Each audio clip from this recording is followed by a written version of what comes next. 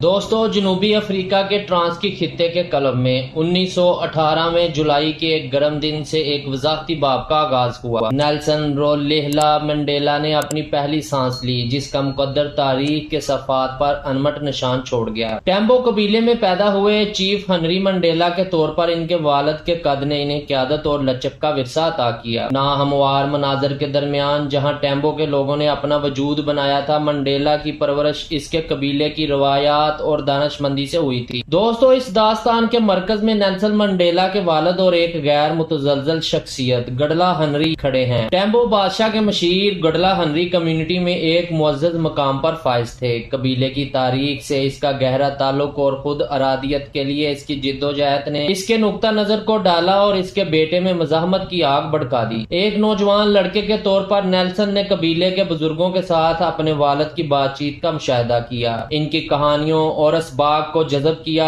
ایک مشیر کے طور پر گڈلا ہنری کے کردار اور اپنے لوگوں کے حقوق کے لیے ان کی پرجوش وکالت نے نیلسن کے ابتدائی سالوں پر انمٹ نقوش چھوڑے۔ انہی تبادلوں میں جدوجہد اور فتوحات کی آگ کی کہانیوں کے درمیان نیلسن نے اپنے لوگوں کو درپیش چیلنجوں کی شدت اور ان کے سفر میں قیادت کے اہم کردار کو سمجھنا شروع کیا۔ دوستو، منڈیلا نے خود university college of Fort Hare اور university of Witwatersrand سے تعلیم حاصل کی اور 1942 میں قانون کی تعلیم حاصل کی۔ وہ 1944 میں افریقن نیشنل کانگریس میں شامل ہوئے اور 1948 کے بعد حکمران نیشنل پارٹی کی نسل پرستانہ پالیسیوں کے خلاف مزاحمت میں مصروف رہے۔ 1956 سے 1961 میں غداری اور 1961 میں بری کر دیا گیا۔ جنوبی افریقہ میں نسل پرستی کے خلاف نیلسن منڈیلا کی جدوجہد کے دوران ملک پر نیشنل پارٹی کی حکومت تھی، جو رنگ برنگی نظام کے نفاذ کے لیے مشہور تھی۔ نیشنل پارٹی نے 1948 سے 1994 تک اقتدار سنبھالا اور یہ ان کے دور حکومت میں ہی تھا کہ نسل پرستی کی پالیسیوں کو ادارہ جاتی اور نافذ کیا گیا۔ دوستو، رنگ برنگی حکومت نے غیر سفید فام جنوبی افریقیوں کے خلاف نسلی علیحدگی، امتیازی قوانین اور نظامی جبر مسلط کیا۔ یہ حکومت ان ناانصافیوں کے لیے ذمہ دار تھی جن کے خلاف منڈیلا اور دیگر مخالف نسل پرست کارکنوں نے مساوات اور آزادی کی جدوجہد کے دوران جدوجہد کی۔ منڈیلا نسلی علیحدگی، امتیازی سلوک اور جبر کو نافذ کرنے والے نسل پرستی کے نظام کے ایک بھرپور نقاد تھے۔ ان کا ماننا تھا کہ ایک منصفانہ اور جامع معاشرہ بنانے کے لیے نسل پرستی کو مکمل طور پر ختم کرنے کی ضرورت ہے۔ منڈیلا کا بنیادی مطالبہ ایک غیر نسلی جمہوریت کا قیام تھا، جہاں تمام شہریوں کو خواہ ان کا تعلق کسی بھی نسل سے ہو مساوی حقوق اور مواقع حاصل ہوں گے۔ انہوں نے جنوبی افریقہ کی وکالت کی، جہاں قانون کے تحت سب کے ساتھ منصفانہ اور یکساں سلوک کیا جائے گا۔ انہوں نے امتیازی قوانین کو منسوخ کرنے کا مطالبہ کیا جو نسلی علیحدگی کو نافذ کرتے ہیں اور غیر سفید فام جنوبی افریقیوں کو بنیادی انسانی حقوق سے محروم کرتے ہیں۔ اس میں وہ قوانین شامل تھے جو نسل کی بنیاد پر نقل و حرکت، تعلیم اور معاشی مواقع کو محدود کرتے تھے۔ منڈیلا نے تمام شہریوں کے لیے یکساں حق رائے دہی کا مطالبہ کیا۔ نسل پرستی کے تحت غیر سفید فام جنوبی افریقیوں، خاص طور پر سیاہ فام افریقیوں کو ووٹ دینے کے حق سے محروم کر دیا گیا تھا۔ دوستو، منڈیلا کا خیال تھا کہ ہر شہری کو جمہوری عمل میں حصہ لینے کا حق ہونا چاہیے۔ جیل میں رہنے کے دوران منڈیلا مزاحمت کی علامت بن گئے۔ ان کے مطالبات میں سے ایک تمام سیاسی قیدیوں کی رہائی تھی، کیونکہ انہیں ان کے عقائد اور نسل پرستی کے خلاف لڑائی کی وجہ سے قید کیا جا رہا تھا۔ جیسا کہ 1980 کی دہائی کے آخر میں نسل پرستی کی گرفت کمزور پڑ گئی، منڈیلا نے ایک غیر نسلی جمہوریت میں پرامن منتقلی کے حصول کے لیے مذاکرات کی ضرورت کو تسلیم کیا۔ وہ جنوبی افریقہ کی حکومت کے ساتھ بات چیت میں شامل ہونے کے لیے تیار تھا، جس کا مقصد جابرانہ حکومت کا خاتمہ کرنا تھا۔ منڈیلا کا ویژن صرف رنگ برنگی کو ختم کرنے سے آگے بڑھ گیا۔ انہوں نے جابرانہ دور کے بعد مفاہمت اور قوم سازی کی اہمیت پر زور دیا۔ ان کا ماننا تھا کہ تمام جنوبی افریقیوں کو چاہیے ان کا پس منظر کچھ بھی ہو، ماضی کے زخموں پر مرہم رکھنے اور ایک بہتر مستقبل کی تعمیر کے لیے مل کر کام کرنے کی ضرورت ہے۔ منڈیلا کے مطالبات صرف اپنے ذاتی فائدے یا کسی مخصوص گروہ کے فائدے کے لیے نہیں تھے۔ اس کا مقصد ایک ایسا جنوبی افریقہ بنانا تھا جہاں اس کے تمام شہریوں کے لیے انصاف، مساوات اور وقار غالب ہو۔ ان اصولوں کے تئیں ان کی غیر متزلزل وابستگی نے نسل پرستی کے خاتمے اور جمہوری جنوبی افریقہ میں منتقلی کے لیے بات چیت میں اہم کردار کا باعث بنا۔ 1960 میں ANC پر پابندی کے بعد نیلسن منڈیلا نے ANC کے اندر ایک فوجی ونگ کے قیام کی دلیل دی۔ دوستو، جون 1961 میں ANC کے ایگزیکٹو نے پرتشدد ہتھ کنڈوں کے استعمال پر ان کی تجویز پر غور کیا اور اس بات پر اتفاق کیا کہ جو ارکان منڈیلا کی مہم میں خود کو شامل کرنا چاہتے ہیں، انہیں ANC ایسا کرنے سے نہیں روکے گی۔ گی۔ اس کے نتیجے میں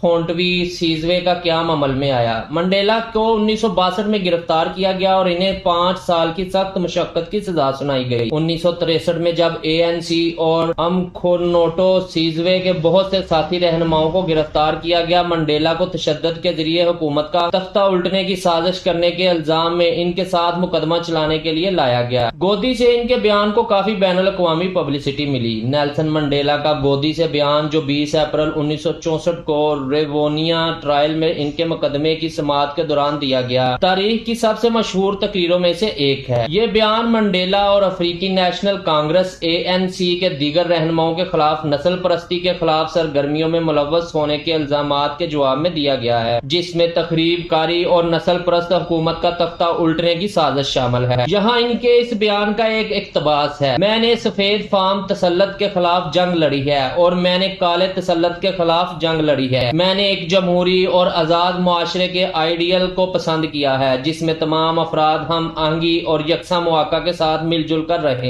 ایک ایسا آئیڈیل جس کے لیے میں جینے اور حاصل کرنے کی امید کرتا ہوں، لیکن اگر ضرورت ہو تو یہ ایک ایسا آئیڈیل ہے جس کے لیے میں مرنے کے لیے تیار ہوں۔ اس بیان میں منڈیلا نے فصاحت کے ساتھ مساوات، انصاف اور جمہوری جدوجہد کے لیے اپنی وابستگی کا اظہار کیا۔ معاشرہ جو نسلی تقسیم سے بالا تر ہے، انہوں نے اس بات پر زور دیا کہ ان کی لڑائی سفید فاموں پر سیاہ فاموں کے تسلط کے بارے میں نہیں تھی، بلکہ نسل پرستی کے جابرانہ نظام کو ختم کرنے کے بارے میں تھی جو تمام جنوبی افریقیوں کو مساوی حقوق اور مواقع سے محروم کرتا تھا۔ نسل پرستی کے خلاف تحریک پر نشان اور دنیا بھر کے لوگوں کو متاثر کیا۔ کٹہرے سے ان کا یہ بیان ان اقتدار کی ایک طاقتور یاد دہانی ہے جن کے لیے وہ کھڑے تھے اور وہ قربانیاں جو وہ ایک منصفانہ اور جامع جنوبی افریقہ کے لیے دینے کو تیار تھے۔ دوستو، 12 جون 1964 کو منڈیلا سمیت 8 ملزمان کو عمر قید کی سزا سنائی گئی۔ قید 1964 سے 1982 تک وہ کیپ ٹاؤن سے دور روبن آئی لینڈ جیل میں قید رہے۔ اس کے بعد وہ سرزمین کے قریب پولسمور جیل میں تھے۔ جیل میں اپنے سالوں کے دوران نیلسن منڈیلا کی شہرت میں مسلسل اضافہ ہوا۔ انہیں جنوبی افریقہ میں سب سے اہم سیاہ فام رہنما کے طور پر بڑے پیمانے پر قبول کیا گیا اور وہ مزاحمت کی ایک مضبوط علامت بن گئے کیونکہ نسل پرستی کے خلاف تحریک نے طاقت حاصل کی۔ دوستو، انہوں نے اپنی آزادی کے حصول کے لیے اپنی سیاسی پوزیشن پر سمجھوتا کرنے سے مسلسل انکار کیا۔ نیلسن منڈیلا کو 18 فروری 1990 کو رہا کیا گیا تھا۔ رہائی کے بعد انہوں نے پوری جان فشانی سے اپنی زندگی کے کاموں میں لگ گئے، ان مقاصد کو حاصل کرنے کے لیے کوشاں رہے جو انہوں نے اور دوسروں نے تقریباً 4 دہائیوں تک طے کیے تھے۔